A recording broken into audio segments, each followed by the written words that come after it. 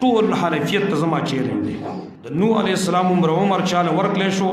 ان شاء الله تعالی دا نشي ثابتولی شرف الدین ګناه ده او دا نشي ثابتولی چې په نه کولو کې ثواب دی که دا راته ثابت لو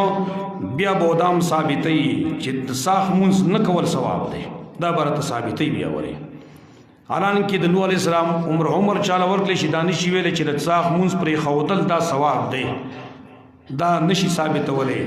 ټول حنفیت ته زما چیلنج دی اهل الحديث شهود سر قربانون زنده باد وی کلی سلفی خسته زوانان زنده باد وی تلیل دخمن میدان گټلی جاء بالحسنة فله عشر امثالها دار نیکی ته شامل شو هر نیکی په دې باندې لس نیکی الله اور کوي لس چند به اور کوي عجیب خبردار چې اهل بدع دا آیات کله ځان له پیش کوي خو چې موږ یې پیش کوی دا ته تحریف کوي یو پیر موږ یو مسله ذکر کړې و رفع الیدین باندې لس نیکی بلاویږي نه پای موږ درای ذکر کوي لیکل به موږ ځان ذکر یو څو صفو کې نه پای کې موږ دا آیات پیش کړو د عموم د وجنه او چونکہ په حدیث کې راغلی دی حدیث د طبرانی کی المعجم الکبیر کی د عقبہ ابن عامر رضی اللہ عنہ روایت دی چې په یو رفع الیدین باندې لس نیکی الله اور کی نو دا آیات موږ پیش کړو من جاء بالحسنة فله عشر امثالها دغه استدلال مونږ څه کړو چې نبی چې په مانځ کې رفع الیدین کړیو د عبادت په نیت کړیو کده عادت په نیت کړیو دا عادت او عبادت نو که عادت تو نو په مانځ کې د رفع الیدین دا خو د مخ خلکو عادت نه مانځ کې عادت نه په مانځ کې عبادت دي نو خامخا به کړو د عبادت په نیت باندې نو چې دا عبادت وو نو قرآن کې وایي من جاء بالحسنة فله عشر امثالها چا نیکی وکړه لس چنده ومیلاوي او چې دا عادت نو دا عادت بیا بار بار ولې کاو عادت خو بار بار نه کوي مونږ خو عبارت ټول د عبادت نه دی نو دا آیات به کې دلیل کې پیش کړو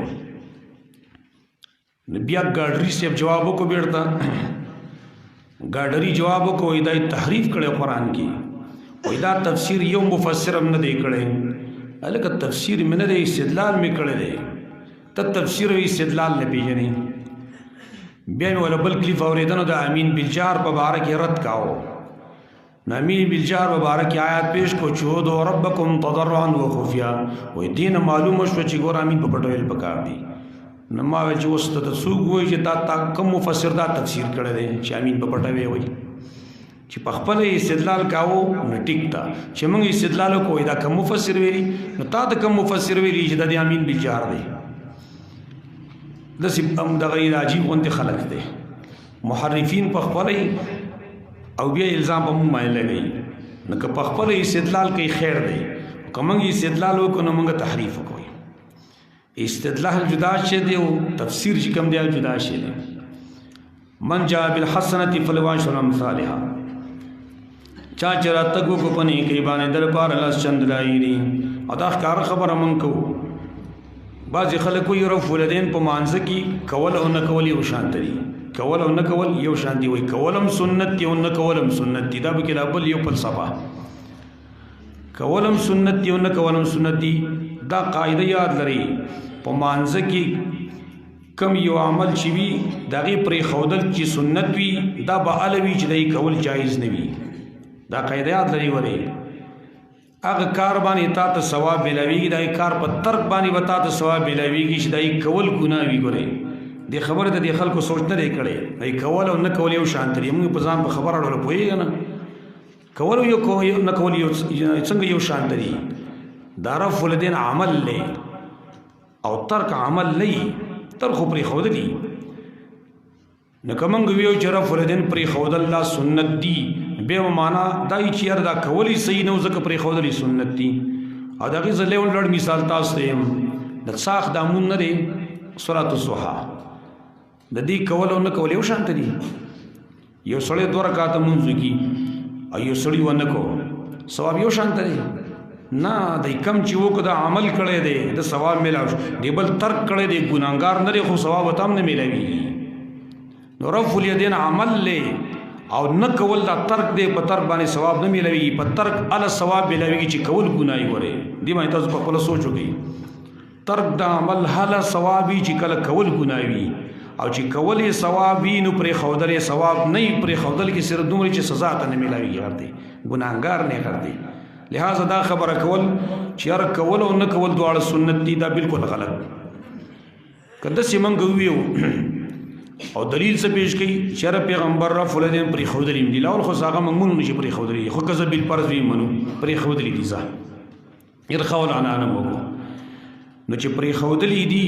او د دغې په وجه باندې ورته ته سنت وې چې پرې ښودلي بیا به د څاښ مانځه ته پرې ښودلو ته هم سنت وې ځکه څاښ مونځ هم نبي صلی الله علیه وسلم کله پرې ښودلی که نه نو کړی هم دی او پرې ښودلی هم دی بیا به دا هم وي چې د څاښ مونځ کول سنت پرې ښودلی هم سنت